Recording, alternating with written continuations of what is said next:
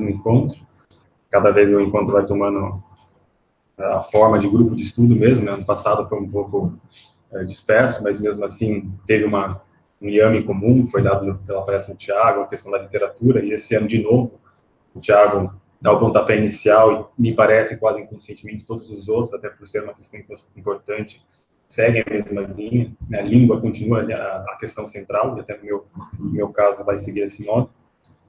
E a minha palestra nasce com a ideia de aplicar aquilo que o Olavo fala, antes de entrar em algum estudo, começar a ler toda a obra de um autor, ou talvez o livro principal, ou estudar algum argumento específico. Ele sempre fala para mapear, né, orbitar em volta desse argumento, de modo que você conheça o que todas as outras pessoas falaram sobre ele, ler orelhas de livro, comentários, opiniões de mestres e sábios, etc., de modo que quando você entre e comece, de fato, a estudar uma obra, ou no meu caso, um autor, você tenha muito mais conhecimento e esteja, por assim dizer, muito mais afinado para perceber sutilezas que talvez no primeiro encontro, assim, desprovido, você não conseguiria perceber. E o que eu fiz foi, a princípio, fazer a bibliografia inteira do Gilberto Freire, depois a biografia, os fatos importantes da sua vida, e aqui eu me baseei no livro, na biografia da Maria Lúcia Garcia Palares Burke, que é casada com o historiador Peter Burke, inglês. É mais uma biografia intelectual, propriamente só fatos da vida, etc. E depois eu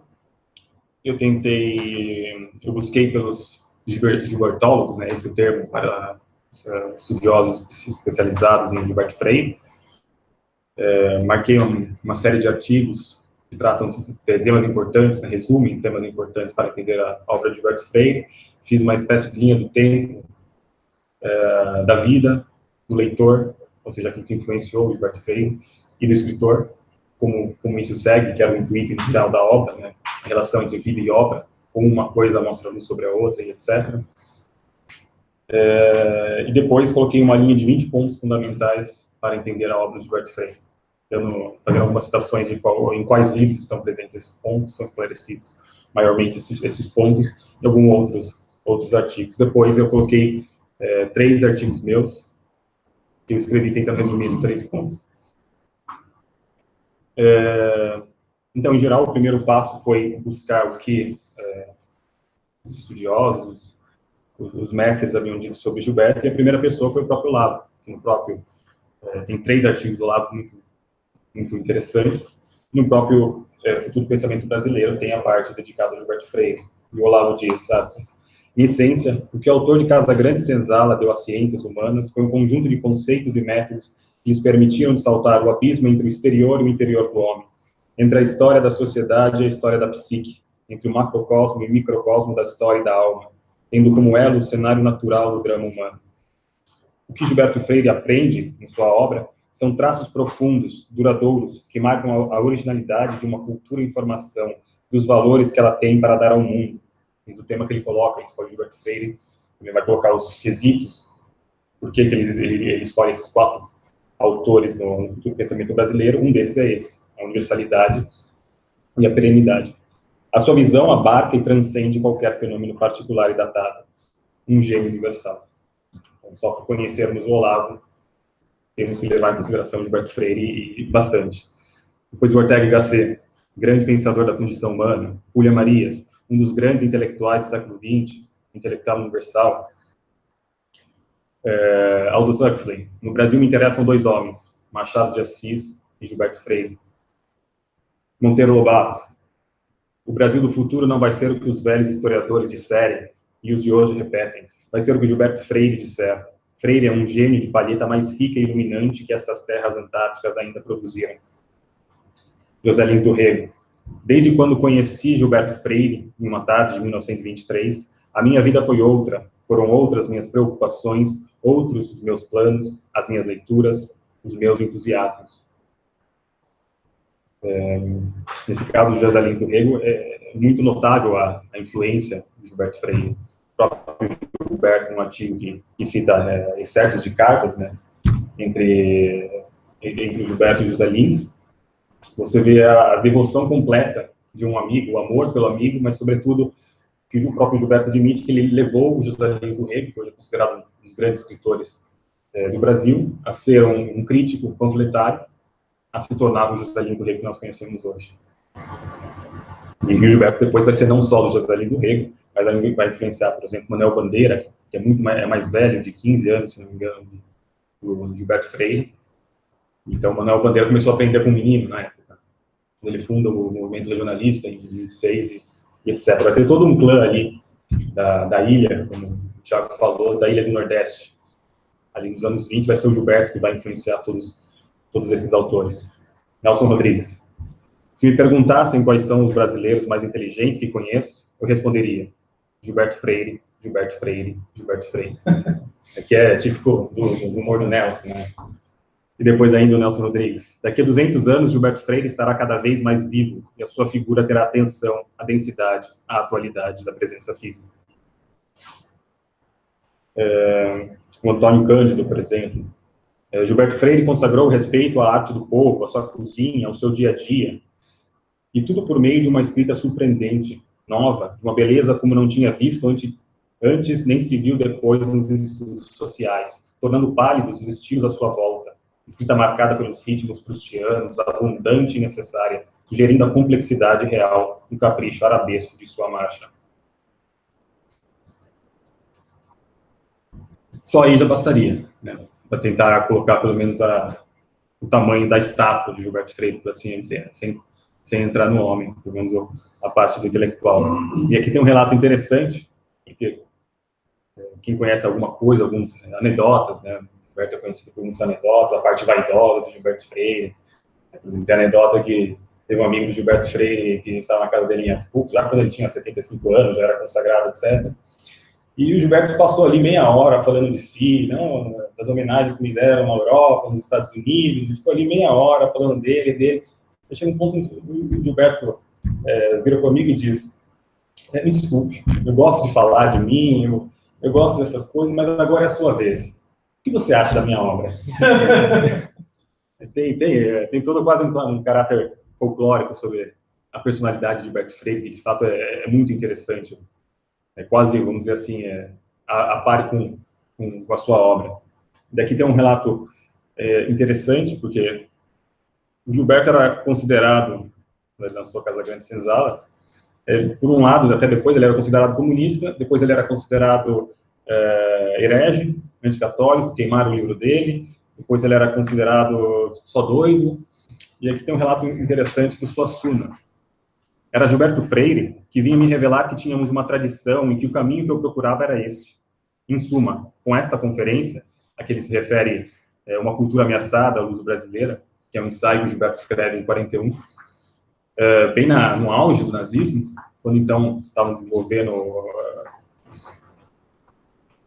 a teoria ariana ainda no Brasil, e ele levanta com um tom alto nesse ensaio, realmente não é um tom diferente que ele assume, para defender essa cultura luso-brasileira. Ele tinha pessoas que estavam tentando falar que então a cultura lusitana que nós temos nós não tínhamos que priorizar a cultura lusitana. Então, a cultura do alemão, a cultura do italiano, valia também como base da sociedade. E aí que o Gilberto se levanta, seja contra o arianismo que estava ali rodando, etc., e também com essa ideia do apartismo. Continua aqui o Suassuna. Gilberto Freire despertava minha atenção para a fé católica. Não importa que sua admiração pela igreja fosse antes de caráter ético e estético. O próprio Gilberto Freire se declarava não católico. Ele, na sua juventude, ele foi protestante. Depois, quando ele vai para os Estados Unidos, ele descrê no protestantismo, porque ele diz que ele se aburguesou nos Estados Unidos, onde ele queria que fosse a igreja protestante, né? Um bom exemplo estava ali. E depois ele se torna quase um acatólico.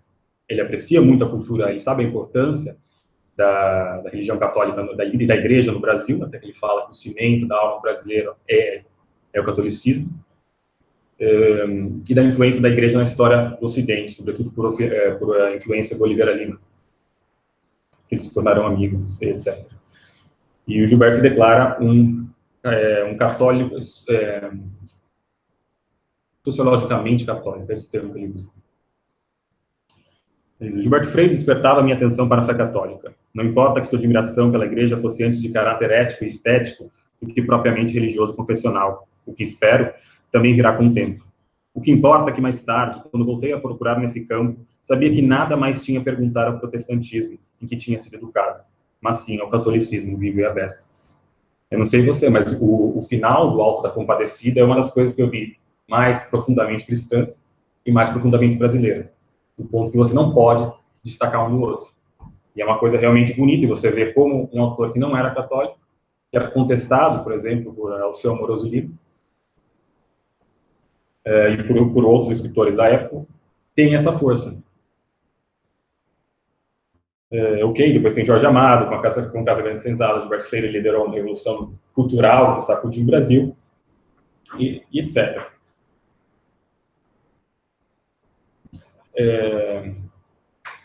Então, partindo dessa ideia, eu sabia que estava, por assim dizer, com um peixe grande na rede, né? E tinha que tratar com delicadeza, sobretudo esse assunto, por saber do tamanho do Gilberto Freire. E até então eu não tinha lido uma linha do Gilberto Freire. E o primeiro encontro que eu fui ler alguma coisa do Gilberto Freire foi com Tempo Morto e Outros Tempos, que foi a indicação do próprio Thiago.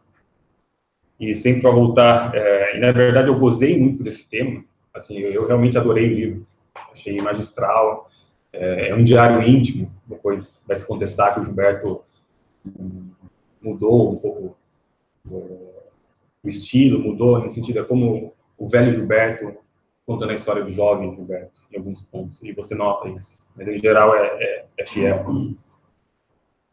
Tem até a história que ele põe na introdução, que cupins comeram algumas notas, né?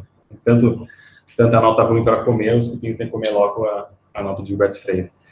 E, na verdade, eu realmente adorei essa leitura e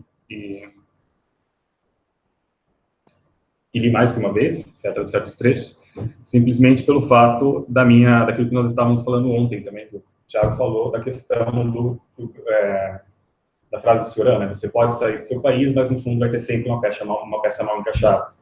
E o fato era que eu, então, tinha ido para a Itália com 13 anos, tinha vivido até então estudando em italiano, falando italiano, vivendo com italianos, indo para o Brasil só com festa. E ali se dava, então, o famoso conflito de culturas. O italiano de nascença, e já como o Gilberto vai mostrar na sua obra, que é mestiço, eu tenho metade da família portuguesa e metade da família, mesmo pelo sobrenome, italiana, mas é já italiana da segunda parte do século XIX, então já foi se misturando ali no período brasileiro, e eu sentia esse conflito, no sentido do mesmo conflito que eu vi que o menino Gilberto sofria nos seus 20 aos 25 anos, quando, por exemplo, ele escutava o seu professor na Universidade de Baylor dar a possibilidade dele ser um novo Conrad. Ele percebeu que o Gilberto tinha uma certa destreza e sensibilidade para a literatura, para a arte poética em geral, que ele sabia escrever muito bem em inglês. Aquela coisa do deixe de ser brasileiro. Então, ali eu percebi que tinha esse contraste. E quando eu fui ler mais tarde, depois que eu acabei esse livro, fui ler um texto do Gilberto Freire, o primeiro ensaio do Novo Mundo nos Trópicos, que é uma interpretação do Brasil, unido com outros ensaios, que o Gilberto vai falar ele coloca a mestiçagem como um fator mais importante do português como colonizador. Essa predisposição que ele tem de absorver as outras culturas, e não criar, assim, não ser um colonizador etnocêntrico, uma distinção do branco e preto. O branco faz uma coisa e o preto faz outra. Como teve, por exemplo, nos Estados Unidos, que levou depois problemas sociais, etc. Também não como o chinês e indiano, que é uma colonização do tipo criar pequenas sociedades dentro de uma sociedade. E ele vai falar, usando um critério psicológico, né, psicanalítico, não sei, que então quando um povo, isso aí se dá no indivíduo, ele aplica sociologicamente, quando um povo tem conflito de culturas ao seu interno, então se dão três fases. A primeira é a negação. Ele vai priorizar uma cultura a despeito da outra. Ele vai tentar reprimir a outra, foi o meu caso. Eu, quando eu cheguei na Itália, eu cedi, então, à pressão social ao individual, por uma questão de aprovação, da idade, uma coisa completamente normal. Mas isso aconteceu e isso vai tomando proporções diferentes com o passar do tempo. A segunda fase é a fase da cisão de personalidade. Então, o sujeito, ele admite que tem duas culturas e ele vai priorizar um em certos momentos. Então, quando ele está entre os amigos ali, ele vai priorizar uma, em outras questões outras. Isso se dá na questão do português. Basta pensar na primeira, foi a guerra entre mouros e portugueses. Ora, eram os portugueses que dominavam, e os mouros tinham que ficar quietinhos. E outras horas eram os mouros que dominavam. Basta pensar aos reis católicos, por exemplo. E a segunda parte, então, tem essa cisão, priorizar uma coisa em determinados momentos, em outros determinados as outras. E a terceira fase, então, ele vai explicar aí que nasce a grandeza do português, é a questão de harmonizar essas culturas conflitantes. E essa é a grande marca que o português leva para o Brasil, que ele não vai, até por outras questões, né, porque não tinha muito português, etc., mas ele não vai criar pequenos índios submissos, mas ele vai se misturar com o índio, ele vai adotar, em certa parte, vai absorver toda a riqueza cultural do índio, pelo menos para como se matar, a questão das estradas, e a mesma coisa ele vai falar do africano, que é o grande tema do Casa Grande Senzala, essa união entre o senhor de engenho e o escravo, que em certo modo tinha uma tensão ali. E sim, o senhor de engenho era o senhor, e ele era o escravo, tinha momentos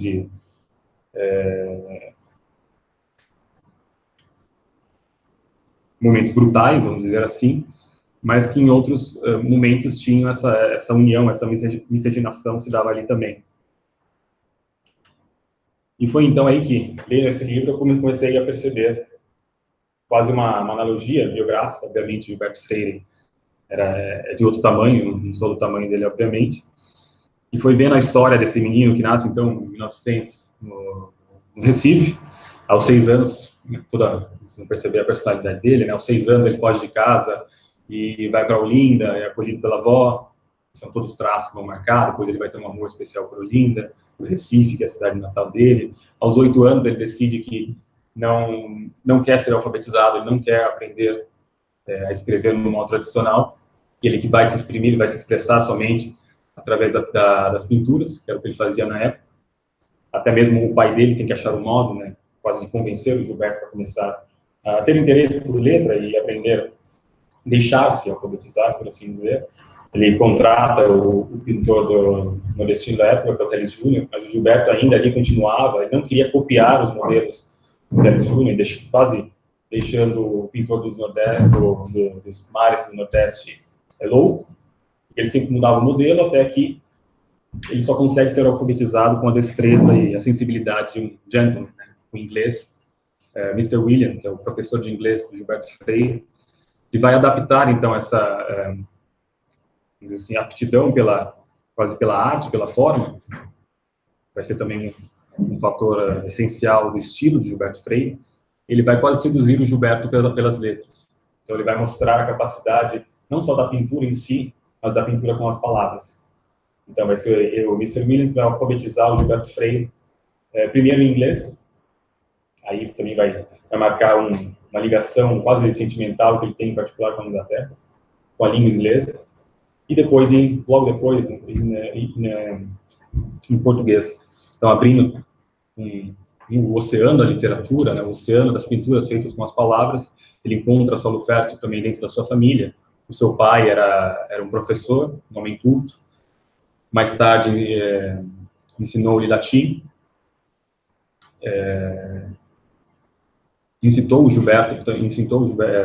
Motivou o Gilberto também para a leitura dos clássicos em língua portuguesa, alguns clássicos universais. A mãe do Gilberto lia sempre lendas e fábulas, etc. Então, é um ambiente cultural muito, muito favorável para o desenvolvimento do Gilberto Freire. ao ponto, aqui está a grande diferença também entre mim e o Gilberto, o Thiago falou, não sei o que você falou, o que eu fazia com 25 anos. É a mesma coisa, o que eu fazia com 14 anos, né? Eu, sei lá, jogava futebol, eu pensava em, estava pensando em fazer qualquer outra coisa. E o Gilberto Freire, com 14 anos, estava estudando grego, dando aula de latim, conhecia quase toda a literatura brasileira, né? Coisa que eu não sei até hoje.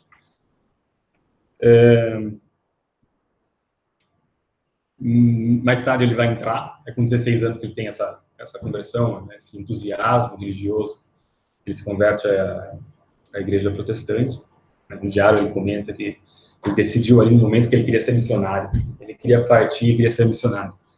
E aos poucos ele vai mudando essa clave de busca de ser missionário, de levar o conhecimento ao povo, uma clave quase tolstoiana, no sentido, o cristianismo todo particular de Tolstói, ele diz que o homem sábio, então, tem que ir ao povo, não somente para ensinar algo ao povo, mas para compreendê-lo. No fundo, essas palavras Tolstói, que é um escritor que o Gilberto vai ler muito ali naquele período, vai ser a nova clave intelectual do Gilberto. Com 16 anos ele começa um colégio americano, colégio protestante, depois ele segue para a Universidade de Baylor, Waco, no Texas, é uma universidade, como ele descreve no diário, terrivelmente provinciana. Realmente ele consegue ver a questão do redneck, a questão dessa diferença social, coisas que vão me marcar muito na memória, essa diferença social ainda que permanece. E mesmo sendo uma universidade provinciana, é uma universidade que ainda, do tamanho que não existe no Brasil, culturalmente falando. E é ali que ele encontra quase mais que um professor, um pai, que é o professor Armstrong, que era um professor de literatura, um especialista em Browning, que é um poeta inglês. E praticamente ele vai ser o grande guia do Gilberto, seja para mostrar a grandeza da literatura em língua inglesa, que ele já conhecia em parte, mas, por exemplo, a literatura americana ele não ia tão a fundo. E em Baylor, então, ele tem uma formação mais literária, faz bacharelado de artes, se eu não me engano.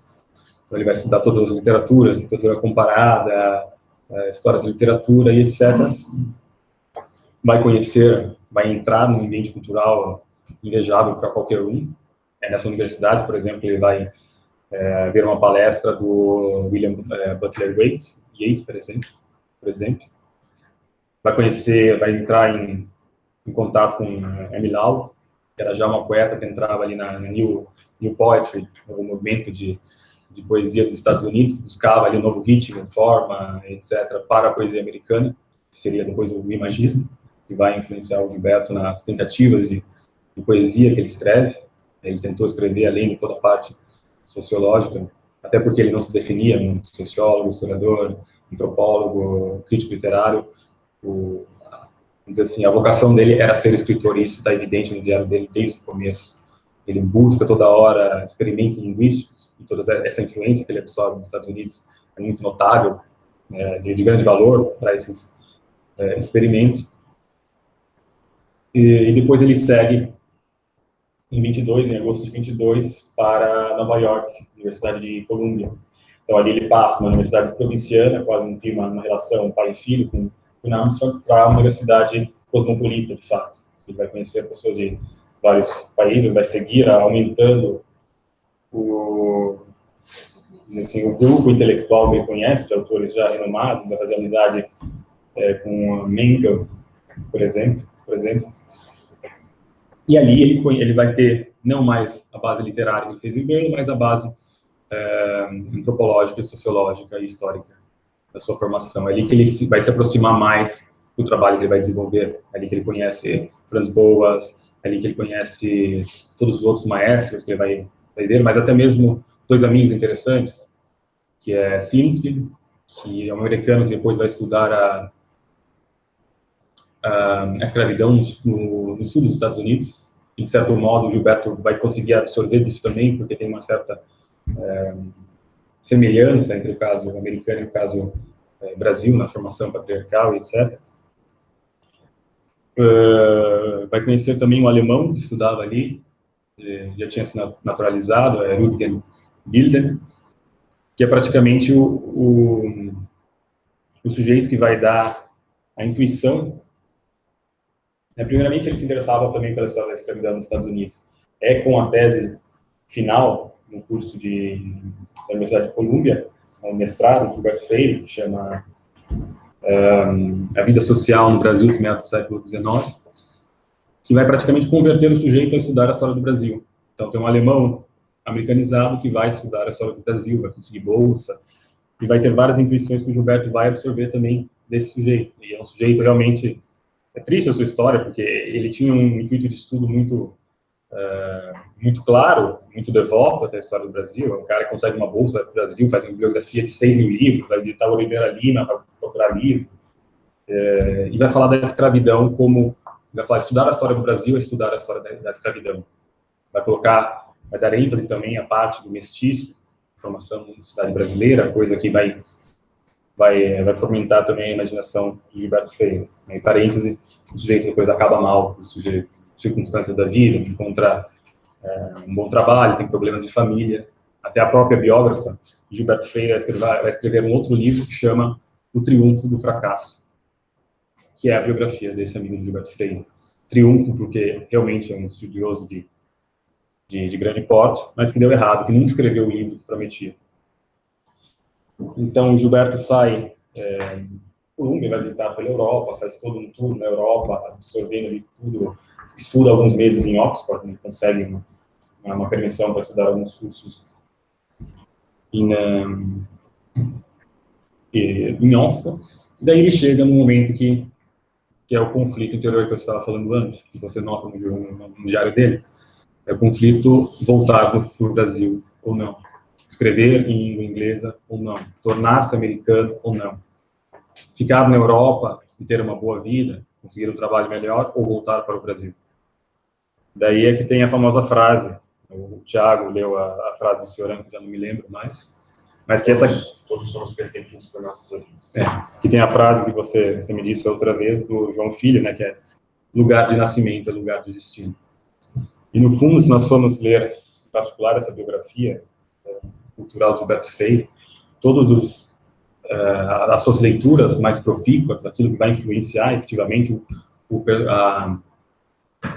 a formação do Gilberto, seja como homem, que é intelectual, pode se resumir nessa frase: lugar de nascimento é lugar de destino. Ele sabia que tinha, como eu disse antes, essa certa... Ele estava ainda no segundo estágio, por assim dizer, né? Ele, de vez em quando, era muito brasileiro, mas de vez em quando ele priorizava o seu lado mais inglês, até porque ele se vestia com inglês, né? Um tweed inglês, tinha todo... De vez em quando ele andava de bengala, mesmo no calor, tinha toda essa particularidade.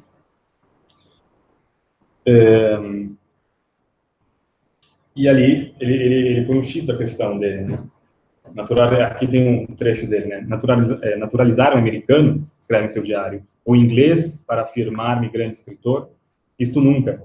Meu dever é voltar ao Brasil. Se tiver de ser escritor, meu dever é escrever em língua portuguesa. Nós falávamos ontem da questão da língua, né? E, de certo modo, o meu interesse em Gilberto Freire, que começou meramente por uma simples analogia que eu encontrei no começo do diário dele, no fundo, o que está... a busca que está no fundo é a busca da terceira fase. É a busca de ver um sujeito que conseguiu harmonizar esses fatores conflitantes. Não só na questão da herança cultural que ele tinha já no Brasil, com sua família, mas a herança inglesa que ele teve, foi alfabetizado em inglês, ele teve conhecia muito da Inglaterra, ele se sentia, em certos momentos, muito inglês, até quando ele está mais velho, ele não quer mais voltar, não quer mais tocar muito no assunto Inglaterra, porque ele sabe que é um ponto dolente, por assim dizer. E foi mais ou menos esse terceiro ponto que me levou a ter interesse, né, e dedicar essa parte de fazer todo de mapear a vida e obra de Gilberto Freire.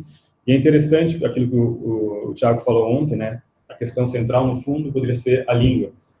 Ele fala a sociedade de homens sós. Ele E para buscar isso, em vez de buscar uma unidade cultural, uma unidade comum, né, um fator comum entre essas ilhas que não se comunicam, a parte fundamental seria, então, recuperar a língua. E, no fundo, o que eu estava fazendo era buscar a língua, era retomar a língua. A língua que já era capenga, todos nós sabemos, até com as críticas do Olavo, que a educação no Brasil não vai bem. Eu venho de uma geração depois da vossa, creio que todo mundo aqui é mais velho do que eu. E eu cheguei a um certo ponto que o meu italiano era muito melhor que o meu português. E eu não podia negar mais isso. Até o momento mais duro foi o e-mail do Thiago. Né? Eu tinha enviado alguma coisa, acho que era aquele curso, Conceitos e Métodos Autobiográficos. E eu tinha enviado um e-mail, alguma descrição, não lembro o que ele pedia, mas tinha que escrever alguma coisa. E eu escrevi, daí o Thiago respondeu, não sei o quê. Não, mas eu me fiz uma pergunta. Que língua você está escrevendo? Eu falei, é português, né? Mas tem alguma estrutura subjacente que tá falsa.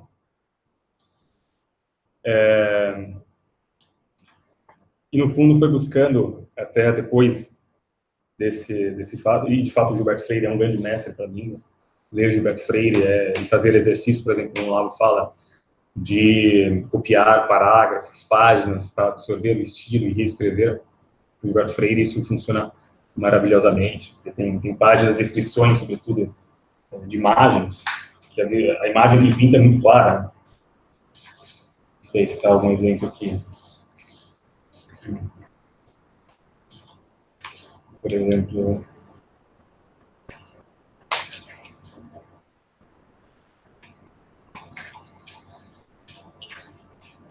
Aqui. Por exemplo, esse parágrafo de Gilberto. Nas principais cidades do Brasil, não apenas no Nordeste, uma arte, uma ciência, uma especialidade das baianas ou das negras, mulheres, quase sempre imensas de gordas, que, sentadas à esquina de uma rua ou à sombra de uma igreja, pareciam tornar-se, de tão corpulentas, o centro da rua ou do pátio da igreja. Sua majestade era, às vezes, de monumentos, estátuas gigantescas de carne, e não simplesmente mulheres iguais às outras. Eu não lembro nunca uma palavra desse texto, mas eu lembro a imagem que ele dá. A imagem da baiana sentada perto da sombra da igreja, e quase que essa imagem que a baiana está quase do tamanho da igreja. Está pequena, está grande, está pequena, está grande. E quem tenta descrever, pintar literalmente isso aqui, não é fácil fazer isso. Ou até mesmo é muito interessante o texto que ele vai descrever, por exemplo, o gato dele, usa toda uma terminologia de meu gato é fidalgo, etc.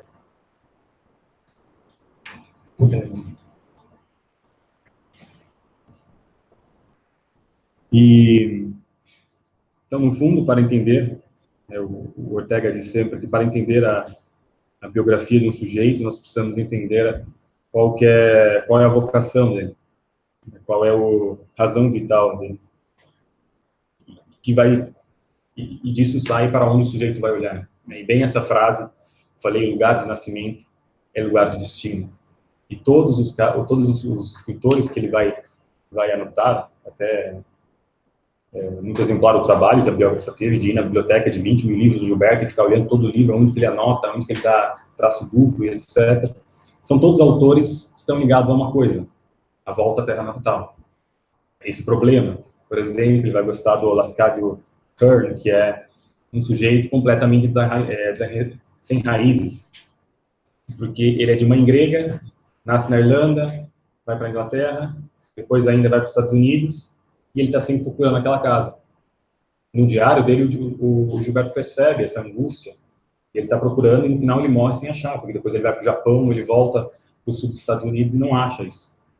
E é esse mesmo autor, por exemplo, que vai dar ênfase ao fato dos trópicos, a maneira que o Gilberto, que o Hearn descrevia os trópicos, aquele clima quente, a beleza da morena, né, são sempre detalhes que vão aguçar o olhar do próprio Gilberto nos detalhes da sociedade brasileira. Ou, por exemplo, o Gilberto mesmo, quando na sua juventude, um dos trabalhos que ele queria desenvolver era a sociologia do menino. Ele queria escrever a história do menino brasileiro. História desde os brinquedos, desde o âmbito social, do ambiente social,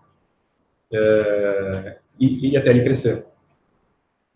E um conto que vai ser a base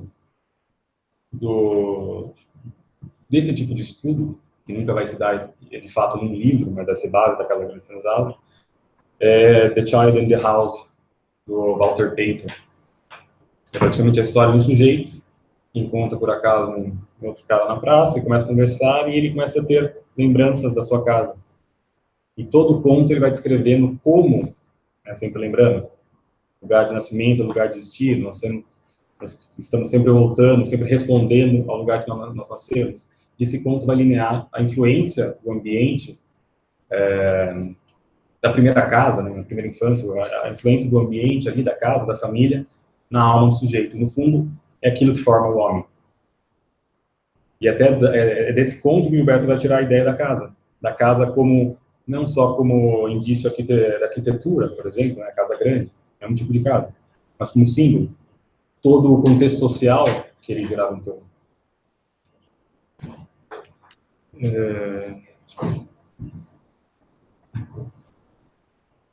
E esses autores, né, tem tantos outros, tem, por exemplo, George Moore, mas vão ser sempre desses, a maioria são ingleses. Ele vai ler muito literatura, mas a maioria dos formadores, né, ele praticamente vai pegar modos de ver os ingleses, vai adaptar a maneira brasileira e vai usar para interpretar a sociedade brasileira. E tem uma frase, deixa eu ver se não estou esquecendo o nome.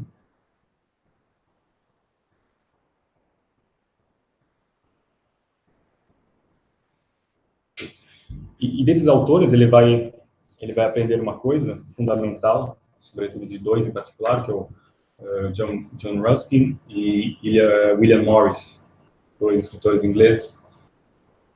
Quase dá sempre, o saber não é nada sem aplicação.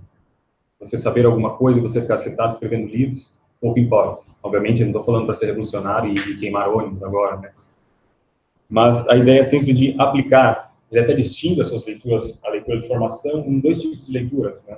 A primeira é uma leitura do tipo de quebrar tudo. Leitura como Nietzsche, Proudhon e outros autores, agora eu já não lembro, mas uma leitura que coloca tudo em questão, por assim dizer. Que ele consiga, então, ter a visão de diferentes pontos de vista. Isso vai ser importante também para a obra do Gilberto. Ele mesmo disse, quando escreveu Casa Grande Senzala, foi doloroso porque ele teve que se desdobrar em diferentes personalidades. Ele teve que tentar olhar por todos os lados, para ver se nada estava fugindo. E até mesmo William Morris, né, a preocupação com a beleza. É ali que ele vai tomar uma expressão que ele mesmo se define como conservador anárquico, né, conservador anarquista. No sentido que ele quer conservar aquilo. Esse autor em particular fala que a beleza não é um luxo, mas é uma questão do dia a dia, é uma questão que precisa estar presente no dia a dia. William Morris. E é realmente interessante o trabalho dele, porque depois ele vai ter uma parte política na vida dele, mas ele vai criar uma série de estampas, por exemplo, para edição de livros. Um livro é uma coisa tão simples, mas que ele tinha cuidado que aquilo também precisava ser claro. A questão da cidade, fazer uma arquitetura simples, mas bela, detalhes da casa simples, mas bela, e ele não vai só dar a teoria, aí vem o segundo tipo de leitura, de formação do Gilberto, são aqueles que criticam, mas tem uma alternativa. Em particular, são esses dois sujeitos que são conservadores, eles querem manter a cidade, a arquitetura da cidade, porque, de certo modo, eles seguem aquilo que diz Chesterton, né? As cidades falam. Você cortar, você tirar, né, demolir prédios ou destruir certas estátuas e monumentos, você está cortando a linha histórica de uma civilização. Isso vai ser uma preocupação com o próprio Gilberto. A preocupação maior dele, e é uma coisa impressionante como ele consegue fazer, é absorver um número imenso de influências, saber o número que até 25 anos, tanto de livro, tanto de autores que ele leu, mas não só ter aquilo como conteúdo, no sentido, eu vou fazer citações de Nietzsche, vou fazer citações de toda a literatura americana, mas ele usar aquilo como o Rafael definiu na palestra, né, a questão da inteligência, a questão de perceber a realidade de um modo mais abrangente. Isso é um sujeito inteligente, não é um sujeito que cita toda hora. E a capacidade do Gilberto não só de absorver todos esses autores e de adaptar a situação brasileira. Ele nunca vai falar como inglês fala para um brasileiro. Ele nunca vai falar nos termos dos ingleses, dos americanos, mas ele vai sempre adaptar a questão. E de fato, não só essa capacidade de absorver e de olhar, é daí que vem as intuições de Gilberto Freire. A própria intuição de Casagrande Senzala, toda a interpretação que ele vai dar para a sociedade brasileira.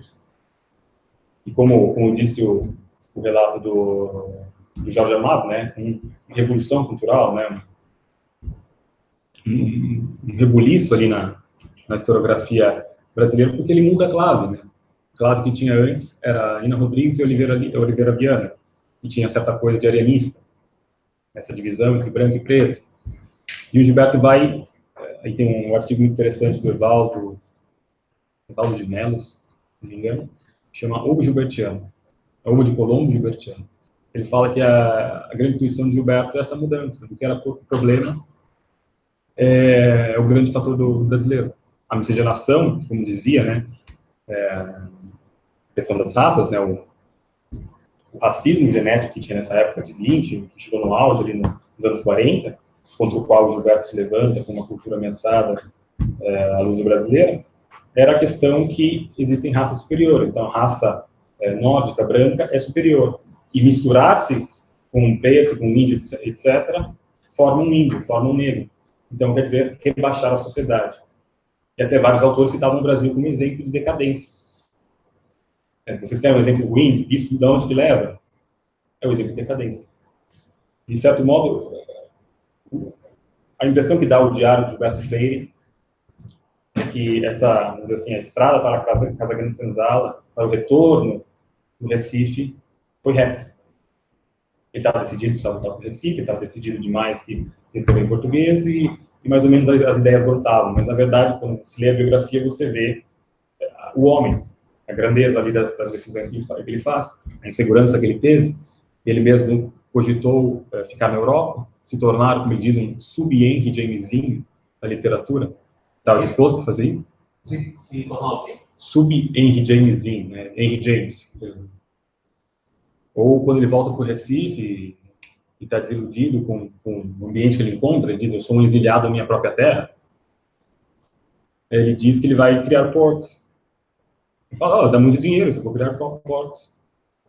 E aos poucos ele vai absorvendo outras influências. Por exemplo, quando está com 26 anos, tem um período de intensificação dos estudos. Ele vai reforçar na área antropológica, sociológica, histórica, porque ele sente que está faltando, tem um vazio ali, né? Está faltando um vazio para preencher a questão teórica. E só depois, ele vai demorar muito, por exemplo, ele sempre, até no diário, ele cita, por exemplo, o Boas como mestre. E, de fato, o Boas é o cara que estrutura a Casagrande Senzala, a distinção entre raça e cultura. Por exemplo, no diário ele diz, tem um sujeito aqui, ele é de Macau, ele é chinês, tem cara chinês, mas não tem um gesto dele, uma palavra que não seja portuguesa. Mas, na verdade, ele demorou muito para absorver essa influência, efetivamente, do Boas. E teve que ter um período, até mesmo tem certos artigos, né, as pessoas falam de escorregões do Gilberto, porque essa questão do racismo genético e da eugenia, dos anos 20, era a ideia vigente. Hoje em dia, alguma pessoa falar contra a democracia é muito difícil, porque a ideia vigente no governo é a democracia. Você falar contra o cristianismo, por exemplo, na Idade Média, era a ideia vigente, era quase impensável, como pode se pensar em geral. E essa ideia ele tinha absorvido isso, sem perceber.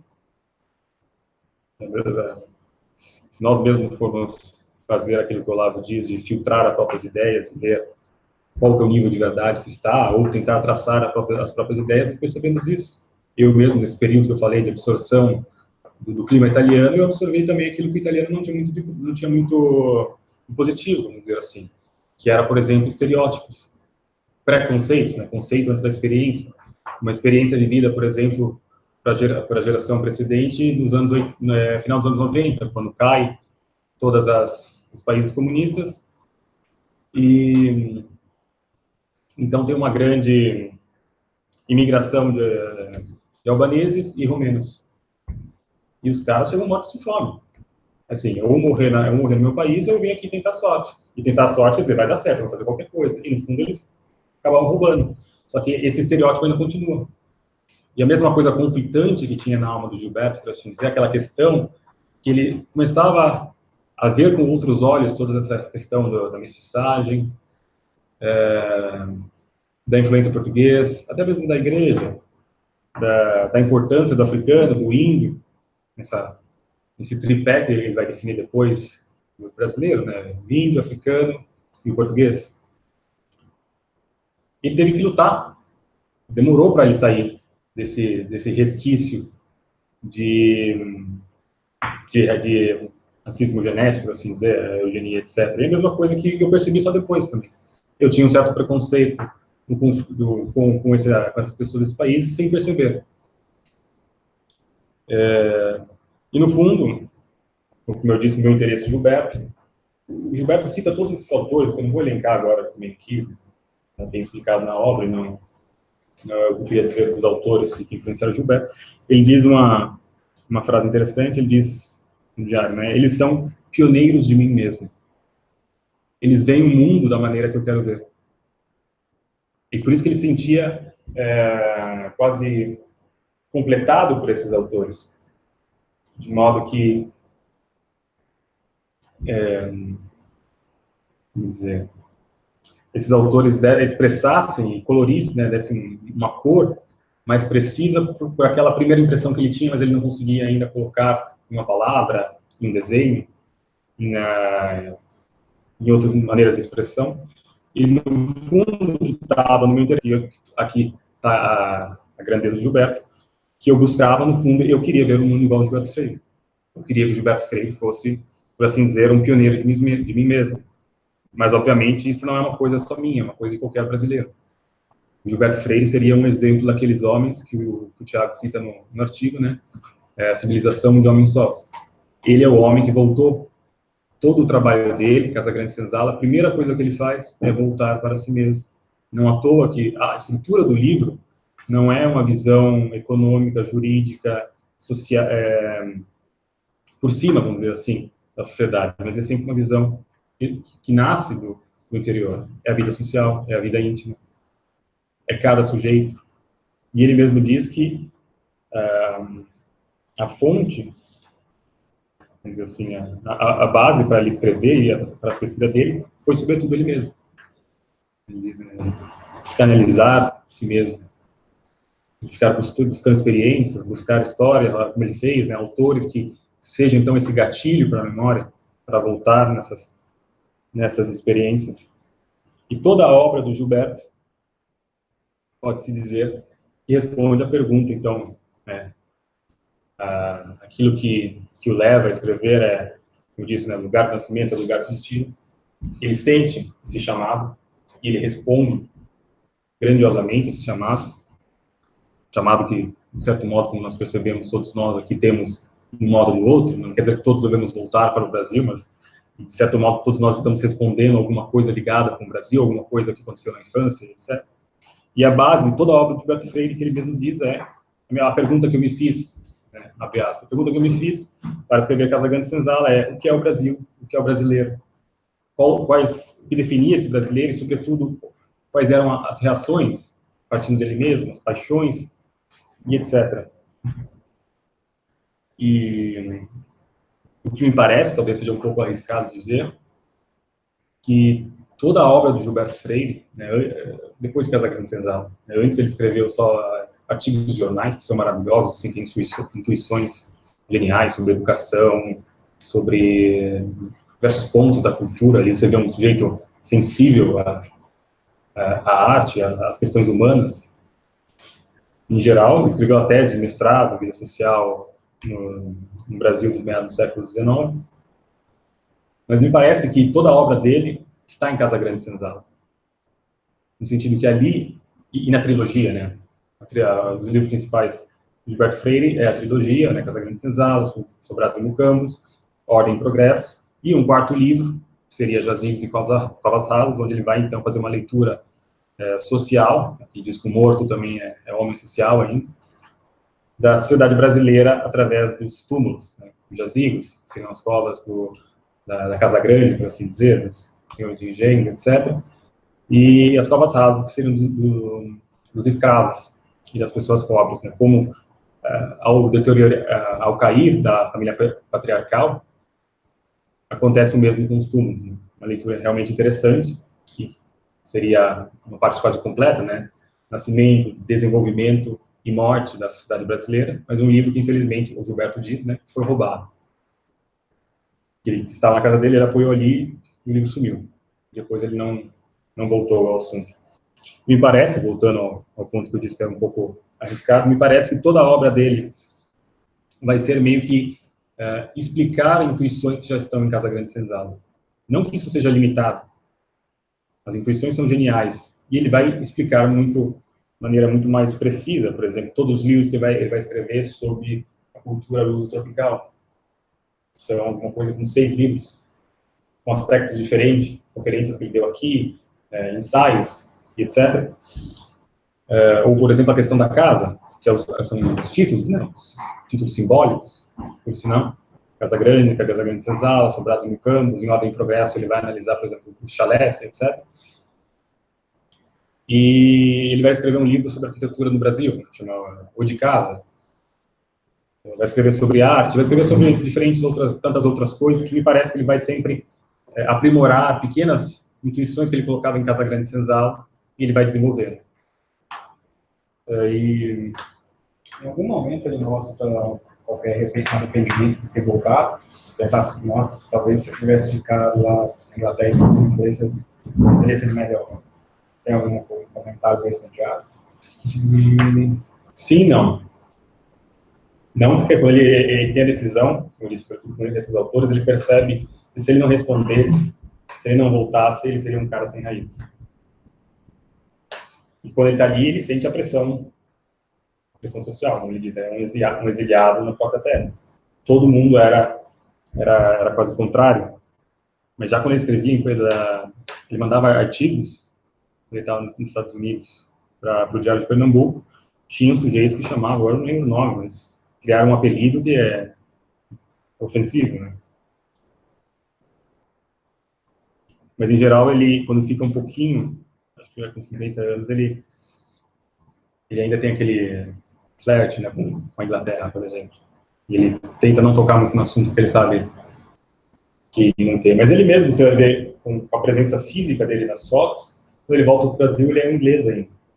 Terno pesado, bengala, sapatos ingleses, bicicleta inglesa, se comporta como um direto. E com o passar do tempo, você vai ver que ele vai deixando o terno, usa só uma camisa aberta.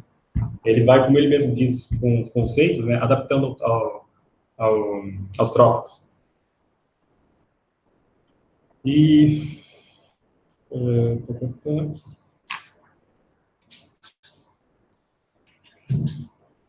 acho que é isso. Acho que eu só vou ler esse último parágrafo para tentar enfatizar qual é a grandeza da obra dele, além dos relatos que eu disse antes, né?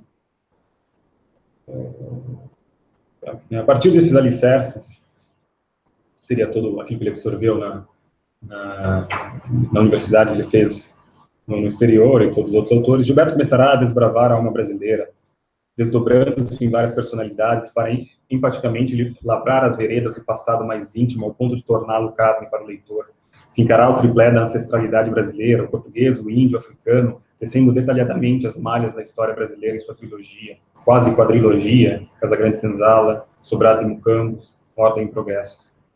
Títulos simbólicos dos períodos da história do Brasil, colônia, império, república. Gilberto descreve o nascimento e morte, caso tivesse concluído com Jazigos e Covas Rasas, da sociedade brasileira, sem assumir o ponto de vista de um médico, como Nina Rodrigues, ou de um jurista, como Oliveira Viana, ou de um engenheiro, como Euclides da Cunha, ou de um economista, como Florestan Fernandes, abandona laboriosamente as teorias vigentes à época, como o racismo científico e a eugenia, que seria um caso de Oliveira Viana e Nina Rodrigues, ou como o materialismo vitoriano, Darcy Ribeiro, mostrando-nos não o que poderíamos ter sido ou o que nos falta, mas mostrando simplesmente o Brasil por aquilo que é. Daí Gilberto preferir palavras de origem indígena às latinas, usar palavras vulgares para pintar um quadro de fato vulgar e às vezes grotesco, abusar da sexualidade para descrever um ambiente social ardentemente voluptuoso. O estilo literário na sua trilogia... Acho que... era essa.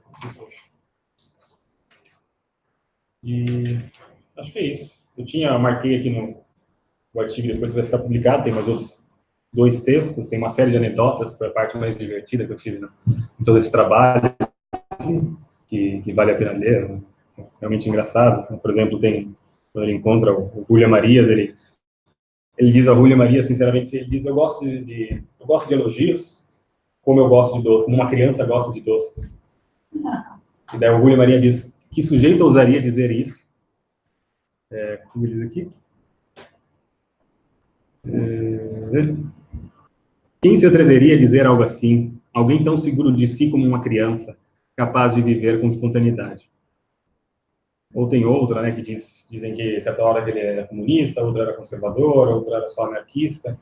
Ele foi chamado pelo então presidente Castelo Branco para ser ministro, e o Gilberto aceitou, a princípio, a ideia com uma ressalva. Ele disse, eu até aceito ser ministro, mas você terá que demitir todos, ou quase todos, o pessoal que está naquele ministério. E o Castelo Branco respondeu, né? Não, isso é muito revolucionário. Quando ele fala do sub-Henry James, ele falou 2 opções, né? Deve ser um Conrad ou um sub-Henry James. Mas ser um Conrad já é uma coisa tentadora, né? Mas ele mesmo diz no diário que se ele fizesse isso, ele sabia que ia soar falso. Podia até escrever bem, mas ele ia soar falso. Não estou falando do Conrad, estou falando do Gilberto. Ele tinha a impressão que se ele fosse para a língua inglesa, ele ia soar artificial, ia soar uma coisa plástica. Ia ser verdadeiro. Eu estaria usando a voz interior. E no fundo, o que ele está procurando desde o começo é um estilo. E ele não está procurando estilo em língua inglesa. A preocupação dele mesmo era sempre procurar um estilo com palavras portuguesas. Aliás, essa é uma pergunta que a gente marcou para fazer no Hangout de hoje com o Lab, que qual é a pertinência, como fazer para escrever em outra língua que não português, se for o caso, né? Porque, bom, o Gilberto Freire respondeu desse modo, mas outros autores também responderam de outros modos. Sim. Como eu disse, não é que todos precisamos voltar para o Brasil e não fazer mais nada. Senhora, não se tornou um grande estilo. Essa é um pouco escala. Não? Ulisses, muito obrigado e parabéns por essa. Vou